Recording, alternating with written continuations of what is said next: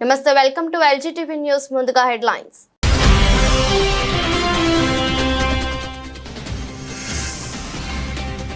ISS ను చేరుకున్న crew 10 వ్యోమగాములకు Sunitha Wilmore స్వాగతం. ఈ నెల 19న భూమిపై ల్యాండ్ అయ్యే అవకాశం.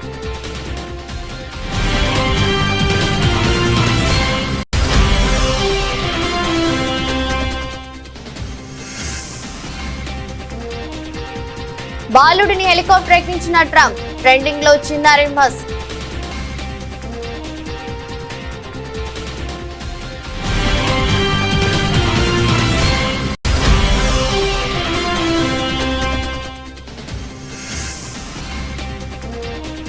తమిళ భాషపై కేంద్ర మంత్రి అశ్విని వైష్ణవ్ ఆసక్తికర వ్యాఖ్యలు. తమిళం మధురమైన భాష అన్న కేంద్ర మంత్రి.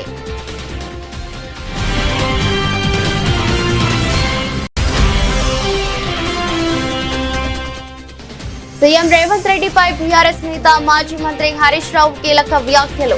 చంద్రబాబుకు రేవంత్ గురుదక్షిణ చెల్లించి ఆంధ్రాకు కృష్ణా జలాలు తరలించాలని విమర్శ.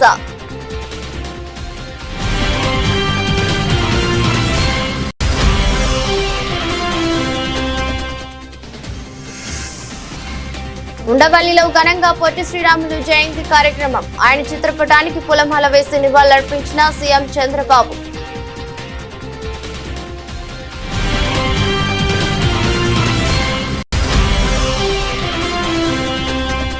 రాజీవ్ యువ వికాసం పథకాన్ని అధికారికంగా ప్రారంభించనున్న సీఎం రేవంత్. లక్షల నిరుద్యోగ యువతకు స్వయం ఉపాధి కోసం 5 లక్షల వరకు అందజేయనున్న ప్రభుత్వం.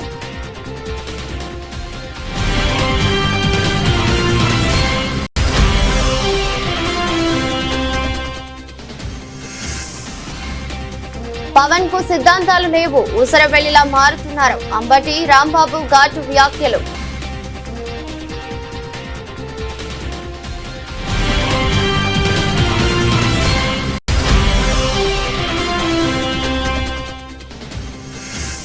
తెలంగాణ వ్యాప్తంగా మండుతున్న ఎండలు. హైదరాబాద్ తో పాటు మరికొన్ని జిల్లాలకు భారత వాతావరణ శాఖ ఆరెంజ్ అలర్ట్ జారీ.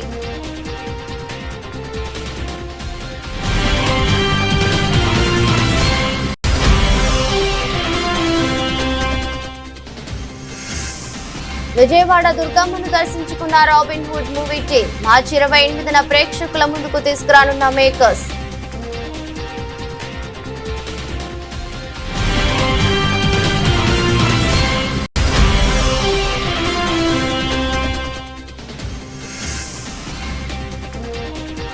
రెండోసారి WPL టైటిల్ కైవసం చేసుకున్న ముంబై. ఫైనల్లో ఢిల్లీ క్యాపిటల్ పై అద్భుత విజయం.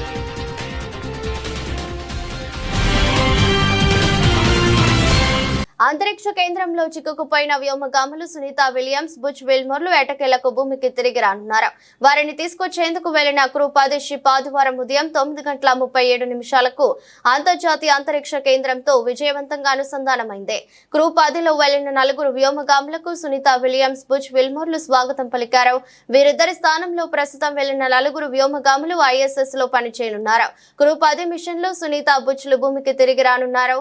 ఈ నెల 19న వారు భూమిపై ల్యాండ్ అవుతారని అనధికారిక సమాచారం. 2024 జూన్ 5న స్టార్ లైనర్ వ్యోమ నౌకలో సునీత, బుచ్ విల్మోర్లు ISS కు చేరుకున్నారు. వారం రోజుల పరిశోధనల కోసం వెళ్లిన వారిద్దరూ స్టార్ లైనర్ లో సాంకేతిక సమస్యల కారణంగా అక్కడే ఉండిపోవాల్సి వచ్చింది. వారిని అక్కడే వదిలేసి స్టార్ లైనర్ భూమిని చేరుకుంది. ప్రపంచ కుబేరుడు టెస్లా అధినేత ఎలాన్ మస్క్ 4 ఏళ్ల కుమారుడు AX12 సోషల్ మీడియాలో ట్రెండింగ్ లోకి వచ్చాడు. ఆ బుడతడు అమెరికా అధ్యక్ష భవనం వైట్ హౌస్ మైదానంలో అధ్యక్షుడు డొనాల్డ్ ట్రంప్ నడుస్తున్న దృశ్యాలు, ట్రంప్ అతన్ని హెలికాప్టర్ ఎక్కిస్తున్న ఫోటోలు సోషల్ మీడియాలో వైరల్ గా మారాయి. ట్రంప్ వారాంతం నిమిత్తం ఫ్లోరిడాలోని తన నివాసానికి బయలుదేరిన సమయంలో మస్క్ కూడా వెళ్లారు. ఈ సందర్భంలో ట్రంప్ హెలికాప్టర్ ఎక్కేందుకు వెళ్తుండగా ఆయన వెనకే మస్క్ కుమారుడు కూడా నడుస్తూ వచ్చాడు. హెలికాప్టర్ మెట్లు ఎక్కేందుకు బుడతడు ఇబ్బంది పడుతుండగా స్వయంగా ట్రంప్ అతడిని లోపలికి ఎక్కించారు. ఇందుకు సంబంధించిన ఫోటోలు సోషల్ మీడియాలో వైరల్ గా మారడంతో ఎలాన్ మస్క్ స్పందించారు. హ్యాపీ పిక్చర్ అని పేర్కొన్నారు. ప్రస్తుతం ఈ ఫోటోలపై నెటిజన్లు విపరీతంగా కామెంట్స్ పెడుతున్నారు. గ్రాండ్ పా ట్రంప్ అనే హ్యాష్ ట్యాగ్ ట్రెండ్ అవుతుంది.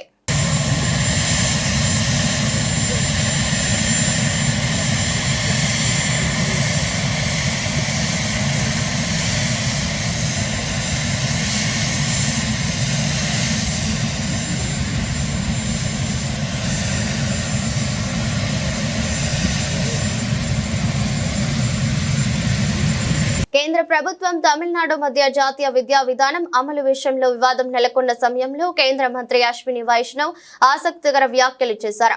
ఆయన రోజు తమిళనాడులోని శ్రీ పెరంబదూరులో జరిగిన కార్యక్రమంలో మాట్లాడుతూ తమిళం మధురమైన భాష అని అన్నారు. తమిళం చాలా మధురమైన భాష, మనమంతా తమిళ సంస్కృతిని గౌరవిస్తున్నామని వ్యాఖ్యానించారు.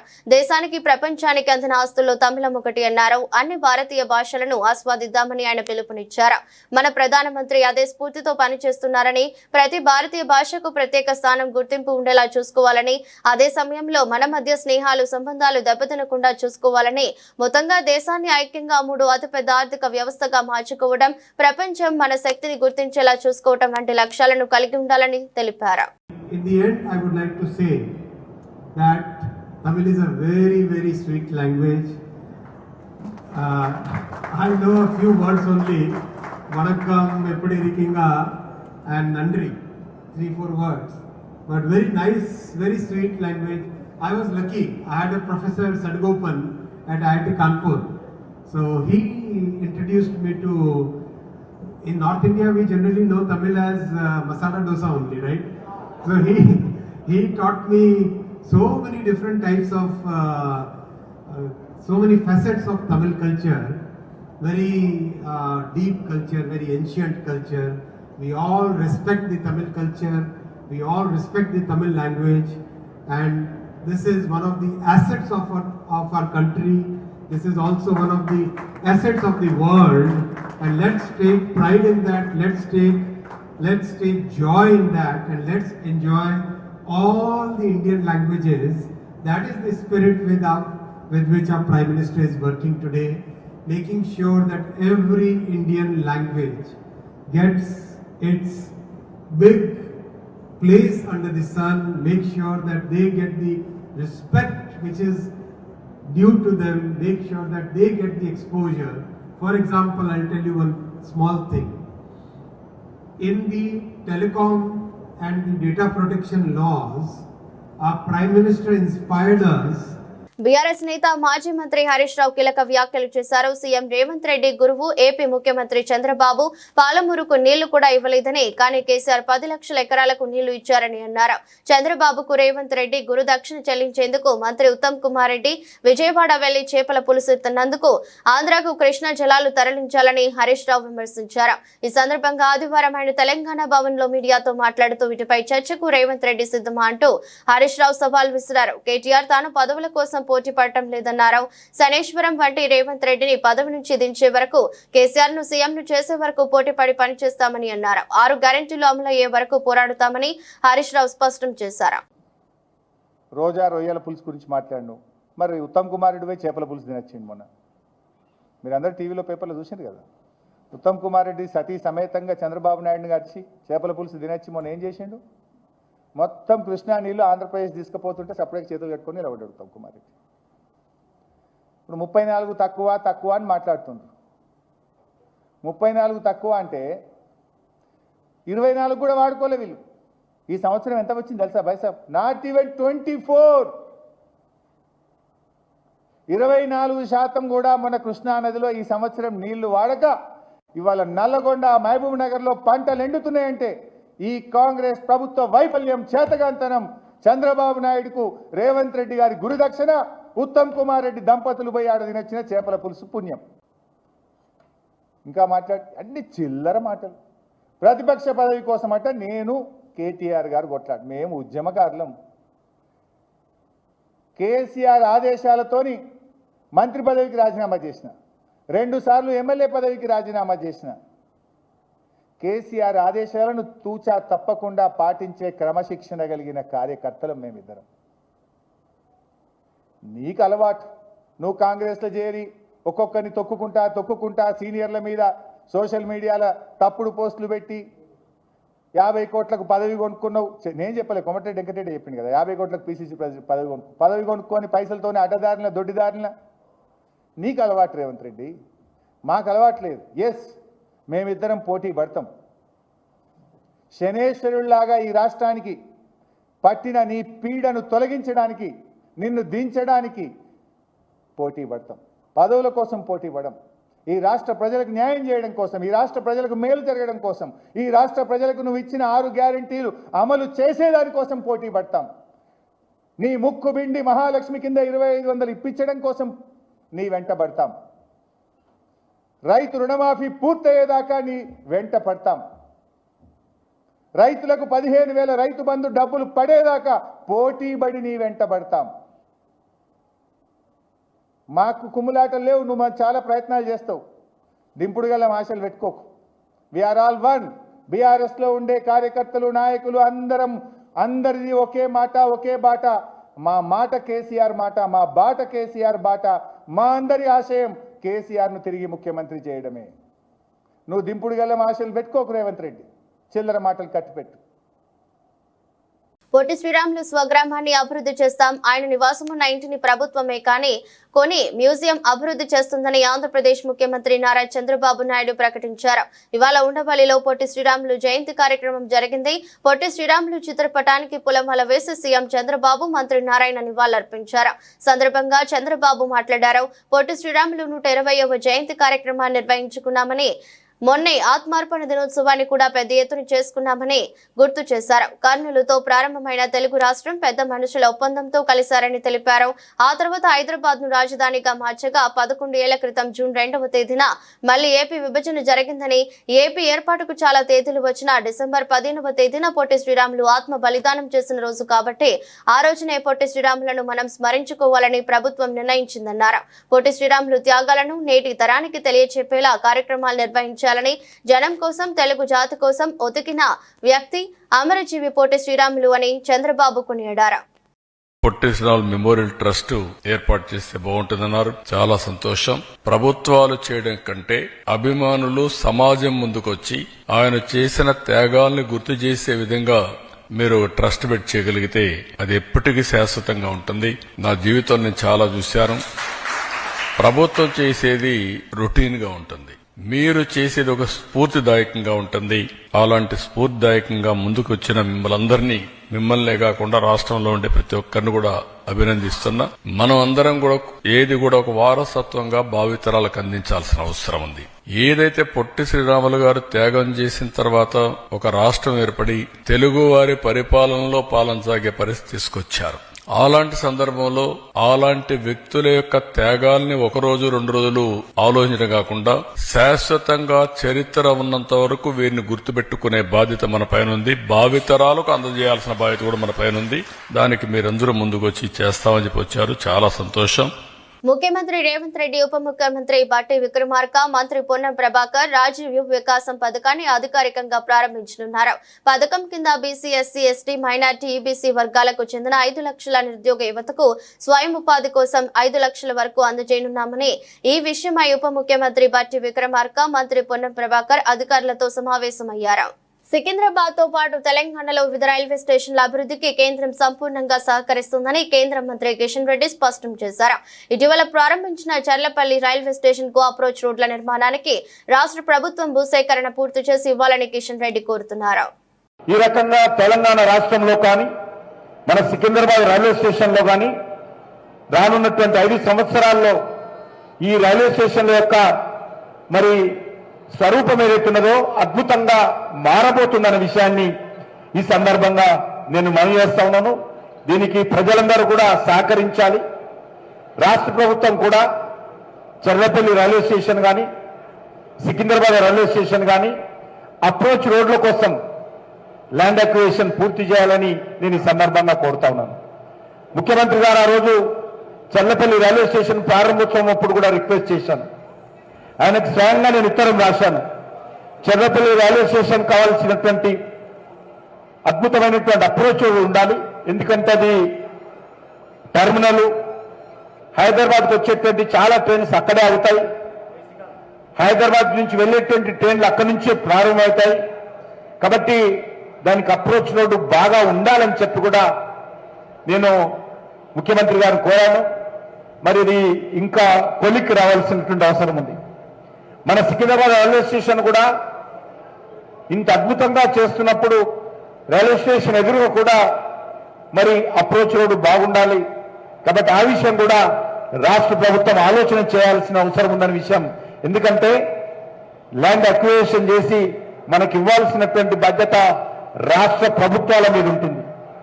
కాబట్టి ఆ పనులు కూడా పూర్తి చేయాల్సిందిగా, సికింద్రాబాద్ చెర్రాపల్లి రైల్వే స్టేషన్ పనులు పూర్తి చేయాల్సిందిగా నేను ఈ సందర్భంగా రాష్ట్ర ప్రభుత్వాన్ని కోరుతూ, హైదరాబాద్ నగరంలో జనసేన అధినేత AP deputy CM Pawan Kalyan ఏ మాత్రం సిద్ధాంతాలు లేవని, ఎప్పుడు ఎలా ప్రవర్తిస్తారో ఎవరికి అర్థం కాదని, చివరికి ఆయనకు కూడా అర్థం కాదేమోనని వైసీపీ నాయకుడు అంబటి రాంబాబు ఘాటు వ్యాఖ్యలు చేశారు.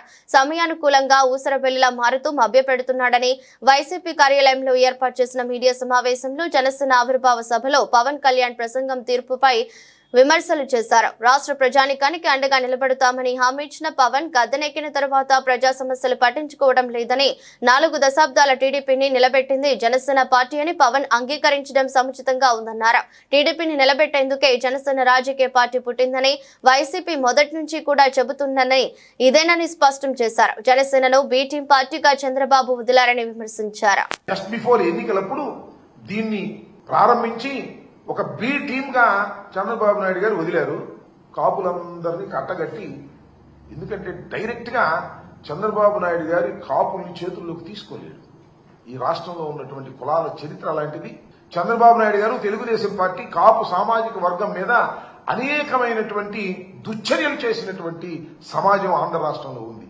అందులో డైరెక్ట్ గా ఆయనతో మాట్లాడలేరు కాబట్టి కాపులతో పవన్ కళ్యాణ్ గారిని అక్కడ పెట్టి ఆయన నుండి అట్రాక్ట్ చేసి తద్వారా తన వైపు మరలించుకోవాలనేటువంటి ఒక ప్రయత్నంలో భాగంగానే జనసేన పార్టీ ఆవిర్భవించింది అనేది ఇవాళ మేము కొత్తగా చెప్పటల్లా, డే 1 నుంచి చెబుతున్నటువంటి అంశమని ఈ సందర్భంగా నేను మనవి చేస్తున్నా.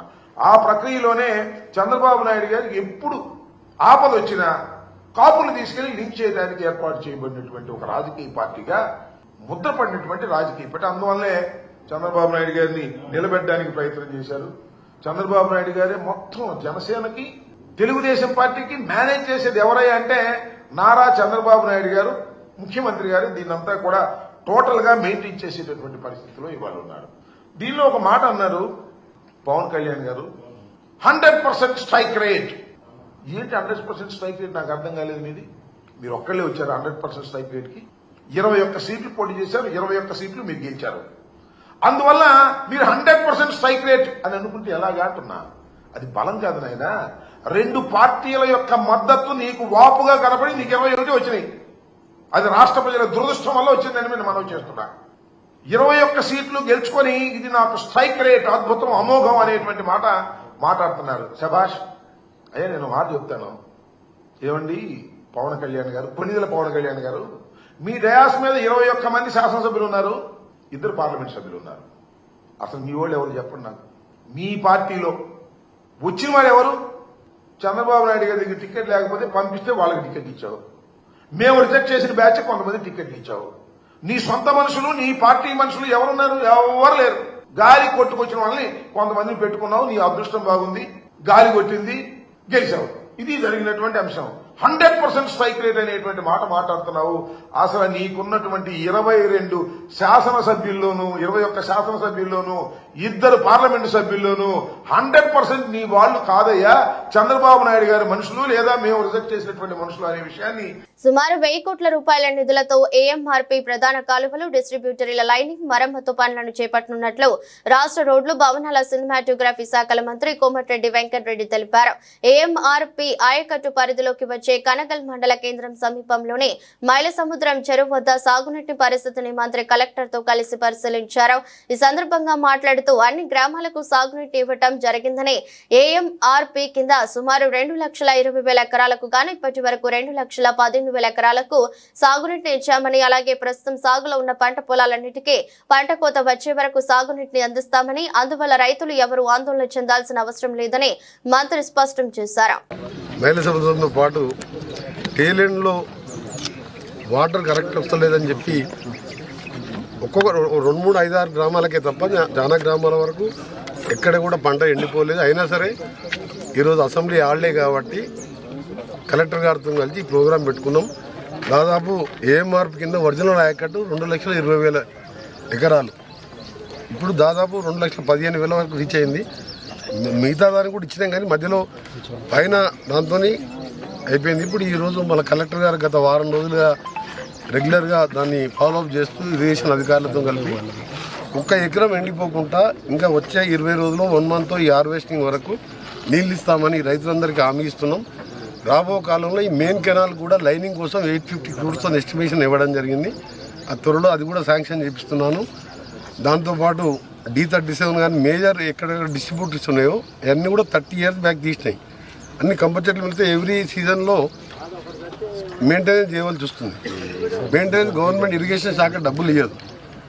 రైతులు నేను స్వయంగా పెట్టి ఈసారి కూడా దాదాపు 90 లక్షల రూపాయలు పెట్టి అన్ని డిస్ట్రిబ్యూటర్స్ పైకి వెళ్ళి రిపేర్ చేయడం జరిగింది. కాబట్టి కెనాల్స్ కూడా లైనింగ్ పెట్టాము. అదొక 350 కోట్ల 350 crores టోటల్గా 1000 crores పైననే ఈ 1-2 monthsలోనే టెండర్ స్టేజ్కి వస్తుంది. దాంతోపాటు రైతులందరూ కూడా విజ్ఞప్తి చేస్తున్నాం, మీరు అందరూ కూడా పైన ఉన్న వాళ్ళు మోటార్లు పెట్టి కింద వాళ్ళకి ఇబ్బంది పెట్టకుండా, మీరు అవసరం ఉన్నా లేకున్నా మీ పొలానికి సరిపోయిన తర్వాత మీరు దాని జోలికి పోవద్దు. మోటార్లు వేయడం ఇలాంటి చేయొద్దని మీకు అందరు కూడా రిక్వెస్ట్ చేస్తున్నాను.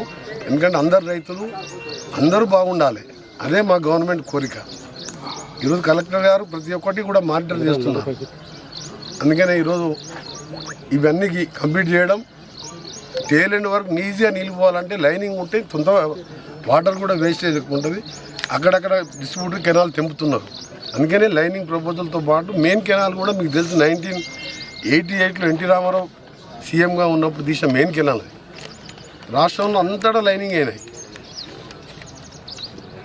ఉత్తర తెలంగాణలో వరదకాలం 2 సార్లు లైనింగ్ చేసిన 20 years. అందుకని ఆ లైనింగ్ కూడా సీఎం గారు ఇరిగేషన్ మినిస్టర్ మన జిల్లా వాడే ఉత్తమ్ కుమార్ రెడ్డి గారు కాబట్టి ఉత్తమ్ కుమార్ రెడ్డి గారు కూడా ఈ సందర్భంగా ధన్యవాదాలు తెలియజేసుకుంటూ ఆ లైనింగ్ కార్యక్రమాలు కూడా మొదలు పెడతాం. వచ్చే సీజన్ అది టెండర్ అయిపోయిన తర్వాత ఒక 6 monthsలోనే కంప్లీట్ చేసే విధంగా దాన్ని 2 parts చేస్తున్నాం. ఈరోజు రైతులకు మళ్ళొకసారి చెప్తున్నాను, నేను ఏ ప్రాబ్లం ఉన్నా మీ అందరూ కూడా ఒకరికొకరు కోఆపరేట్ చేసుకుని పోవాలని. అలాగే 28th రోజు 4 లిఫ్ట్ ఇరిగేషన్లు పొనుగోడు, నర్సింగ్బట్ల, కంచనపల్లి, అలాగే మన బక్కతాయి కుంట అని టౌన్ పైన ఉంటుంది. ఆ చెరువు నింపితే లిఫ్ట్ ద్వారా నింపితే ఏంటంటే టౌన్లో ఉండే బోర్స్కు గ్రౌండ్ వాటర్ పెరగాలని అదొక 6 కోట్లు లిఫ్ట్ పెట్టడం జరిగింది కెనాల్ పక్కకే. అవి కూడా గౌరవ ఇరిగేషన్ శాఖ మంత్రులు ఉత్తమ్ కుమార్ రెడ్డి గారు ఆధ్వర్యంలో ఆయనతో శంకుస్థాపన చేపిస్తున్నాం. వారు అడగానే శాంక్షన్ చేసిండ్రు. ఏప్రిల్ ఎండలు మండు అని చదివే ఉంటారు, కానీ మార్చి నెల మొదలైన నాటి నుంచి ఎండలు దంచి కొడుతున్నాయి. బయట తిరగాలంటే భయపడాల్సిన పరిస్థితి ఏర్పడింది. మధ్యాహ్నం పూట ఎండలు బగబగమంటున్నాయి. మరీ ముఖ్యంగా హైదరాబాద్ లాంటి నగరాల్లో ఎండలు రోజు రోజుకు పెరుగుతూ పోతున్నాయి. మరికొన్ని రోజుల్లో ఎండలు మరింత పెరిగే అవకాశం కనిపిస్తుంది. ఈ నేపథ్యంలోనే భారత వాతావరణ శాఖ హైదరాబాద్ నగర వాసులకు షాక్ ఇచ్చే న్యూస్ చెప్పింది. వచ్చే రోజుల్లో ఎండలు తారాస్థాయికి చేరే అవకాశం ఉందని తెలిపింది. హైదరాబాద్ తో పాటు తెలంగాణలోని మరికొన్ని జిల్లాలకు కూడా భారత వాతావరణ శాఖ హెచ్చరికలు జారీ చేసింది. ఆదివారం సోమవారంలో ఎండలు 44 డిగ్రీలకు చేరే అవకాశం ఉందని తెలిపింది. ఉష్ణోగ్రతలు తీవ్ర స్థాయికి చేరే అవకాశం ఉన్న నేపథ్యంలో భారత వాతావరణ శాఖ హైదరాబాద్ కు ఆరెంజ్ అలర్ట్ జారీ చేసింది. హైదరాబాద్ తో పాటు ఆదిలాబాద్, జగిత్యాల, కరీంనగర్, కొమురంభీం, మంచిర్యాల, నిర్మల్, పెద్దపల్లి, రాజన్న సిరిసిల్ల జిల్లాలకు కూడా ఆరెంజ్ అలర్ట్ జారీ చేసింది. ఇక ఉత్తర భారతదేశంలోని కొన్ని రాష్ట్రాల్లో ఎండలు దంచి కొడుతున్నాయి. కొన్ని చోట్ల 40 డిగ్రీలకు పైగా ఉష్ణోగ్రతలు నమోదవుతున్నాయి. జార్ఖండ్ లోని దల్తూన్ గంజ్ ప్రాంతంలో అత్యధికంగా 40.7 డిగ్రీల ఉష్ణోగ్రత నమోదైంది. ఆ తర్వాత ఈస్ట్ సింగ్ భూమిలో 40 డిగ్రీల ఉష్ణోగ్రత.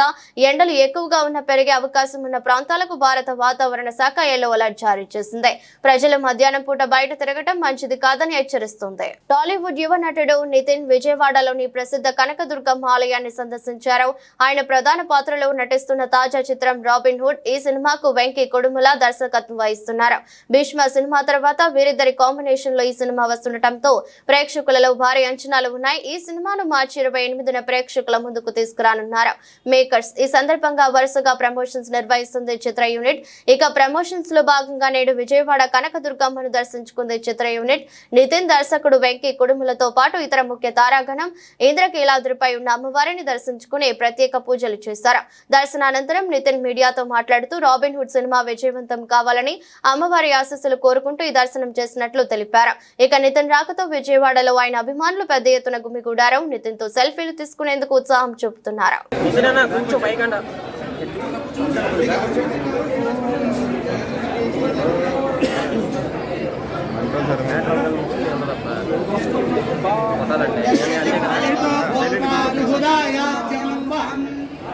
पंचदर्शञ्च श्रीकामसततं जपेत् आनन्दकर्तमश्चैवातुस्पुत्रपुत्रापीडसुताचन्द्रदृश्य गोत्राभिवृद्ध सकलकार्य विजयोस्तु।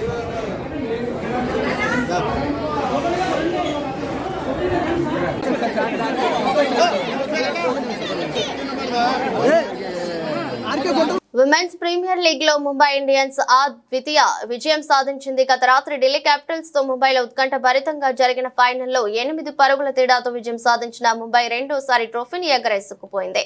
ఢిల్లీ జట్టుకు వరుసగా మూడోసారికి కప్పు అందించినట్టే అంది చేజారింది. Mumbai captain Harmanpreet Kaur captain innings తో పాటు స్వల్ప లక్ష్యాన్ని కాపాడుకోవడంలో బౌలర్లు చూపిన తెగువ జట్టుకు విజయాన్ని అందించి పెట్టింది. తొలుత బ్యాటింగ్ చేసిన ముంబై జట్టు నిర్ణీత 20 ఓవర్లలో 7 వికెట్ల నష్టానికి 149 పరుగులు చేసింది. బ్యాటర్లు తడబడిన వేళ హర్మన్ ప్రీత్ 44 బంతుల్లో 9 ఫోర్లు 2 సిక్సర్లతో 66 పరుగులు చేసింది.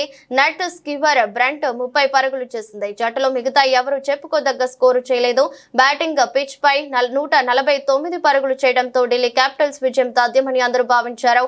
అయితే ఆ స్కోరును కాపాడుకోవడంలో ముంబై బౌలర్లు అద్భుతంగా రాణించారు. నట్ స్కివర్ బ్రంట్ బౌలింగ్ లోను రాణించి కెప్టెన్ మెగ్ లానింగ్ సహా 3 కీలక వికెట్లు పడగొట్టింది. బ్యాటర్లపై ఒత్తిడి పెంచడంలో బౌలర్లు విజయం సాధించారు. ఫలితంగా ఢిల్లీ క్యాపిటల్స్ నిర్ణీత 20 ఓవర్లలో 9 వికెట్లు కోల్పోయి 141 పరుగులు మాత్రమే చేసి విజయానికి దగ్గరగా వచ్చి ఆగిపోయింది. ఢిల్లీ బ్యాటర్లలో మరిజానే కాప్ 40 పరుగులు చేయగా జమీమా రోడ్రిగ్స్ 30, నికీ ప్రసాద్ 25 పరుగులు చేశారు. మిగతా వారిలో ఎవరు చెప్పుకోదగ్గ పరుగులు సాధించలేదు. చివరి బంతి వరకు ఉత్కంఠగా సాగిన ఈ మ్యాచ్ లో విజయానికి దగ్గరగా వచ్చిన ఢిల్లీ 9 పరుగుల తేడాతో ఓటమి పాలైంది. చివరి ఓవర్లలో ఢిల్లీ విజయానికి 14 పరుగులు కావాల్సి ఉండగా బంతికి ఉత్కంఠ నెలకొంది. నట్ స్కివర్ వేసిన తొలి బంతికి ప్రసాద్ 1 పరుగు మాత్రమే తీసింది. రెండవ బంతికి నల్లపురెడ్డి చరణి 1 పరుగు తీసింది. దీంతో 4 బంతుల్లో 14 పరుగులు అవసరమయ్యాయి. మూడో బంతికి పరుగు రాలేదు. 4వ బంతికి 1 పరుగు వచ్చింది. ఇక చివరి 2 బంతుల్లో 11 పరుగులు అవసరం కాగా 2 పరుగులు మాత్రమే వచ్చాయి. ఫలితంగా ఢిల్లీ వరుసగా 3సారి ఫైనల్ బోల్తా పడింది. ముంబై వరుసగా 2సారి ట్రోఫీ దక్కించుకుంది. ప్లేయర్ ఆఫ్ ది మ్యాచ్ గా Harman Preet Kaur, player of the series గా నట్ స్కివర్ బ్రంట్ అవార్డులు అందుకున్నారు. వార్తలు ముగించే ముందు మరోసారి హెడ్లైన్స్.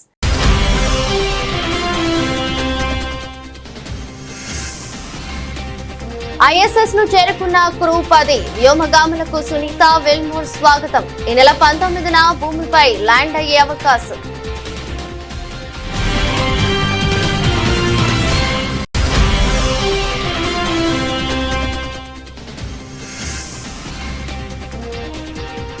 బాలుడిని హెలికాప్టర్ ఎక్కించిన ట్రంప్, ట్రెండింగ్ లో చిన్నారి మస్క్.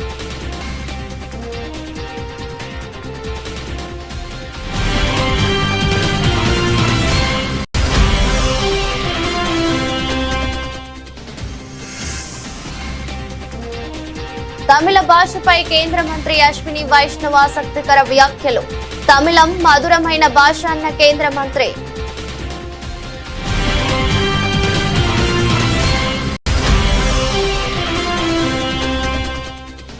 సీఎం రేవంత్ రెడ్డిపై బీఆర్ఎస్ నేత మాజీ మంత్రి హరీష్ రావు కీలక వ్యాఖ్యలు. చంద్రబాబుకు రేవంత్ గురుదక్షిణ చెల్లించి ఆంధ్రాకు కృష్ణా జలాలు తరలించాలని విమర్శ.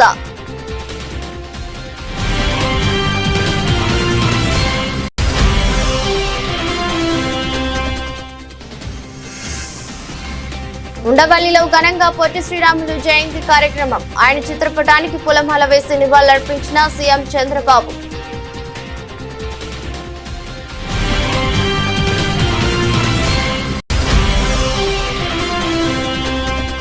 రాజీవ్ యువ వికాసం పథకాన్ని అధికారికంగా ప్రారంభించనున్న సీఎం రేవంత్. లక్షల నిరుద్యోగ యువతకు స్వయం ఉపాధి కోసం 5 లక్షల వరకు అందజేయనున్న ప్రభుత్వం.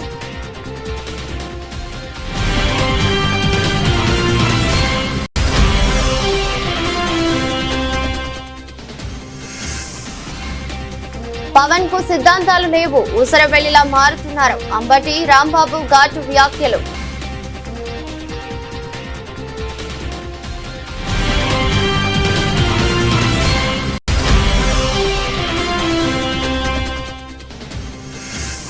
తెలంగాణ వ్యాప్తంగా మండుతున్న ఎండలు. హైదరాబాద్ తో పాటు మరికొన్ని జిల్లాలకు భారత వాతావరణ శాఖ ఆరెంజ్ అలర్ట్ జారీ.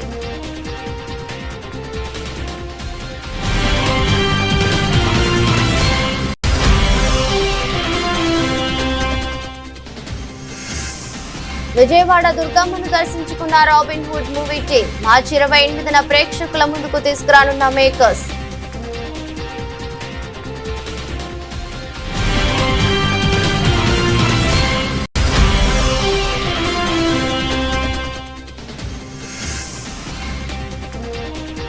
రెండోసారి WPL టైటిల్ కైవసం చేసుకున్న ముంబై ఫైనల్లో ఢిల్లీ క్యాపిటల్ పై అద్భుత విజయం.